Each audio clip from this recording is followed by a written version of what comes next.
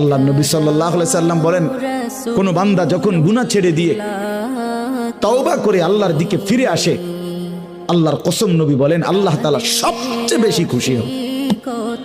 আশাদ্দু ফারাহান, আল্লাহ তাআলা সবচেয়ে বেশি খুশি হয় কখন?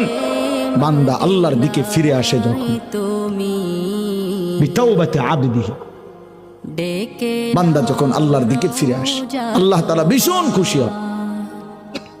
গুনার নাফরমানের জিন্দেগি ছেড়ে দিয়ে আল্লাহর দিকে যখন ফিরে আসে, আল্লাহ তাআলা তখন 7 আসমান সাজিয়ে দেয়। ফেরেশতাদেরকে বলে, আসমান সাজিয়ে দাও, জান্নাত সাজিয়ে দাও।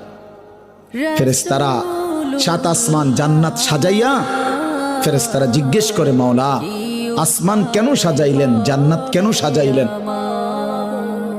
তো আল্লাহ তাআলা বলে, আসলাহাল আবদু মাওলাহু, শোনো, আজ এক গোলাম যে তার মনিবকে ছেড়ে চলে গেছিল অনেক দিন, আজ সেই ভেগে যাওয়া গোলাম তার মনিবের সাথে সম্পর্ক ঠিক করে ফেলছে। আমার এক গোলাম আজ অনেক দিন আমারে ভাইগা গেছিল, সেজদা দেয় নাই, আমার হুকুম মানে নাই, প্রায় অনেক দিন থেকে আমার থেকে দূরে ছিল, আজ সে আমার কাছে ফিরে আসছে। আমার গোলাম আমার কাছে ফিরে এসেছে, এই খুশিতে আমি আসমান সাজিয়ে দিলাম, জান্নাত সাজিয়ে দিলাম।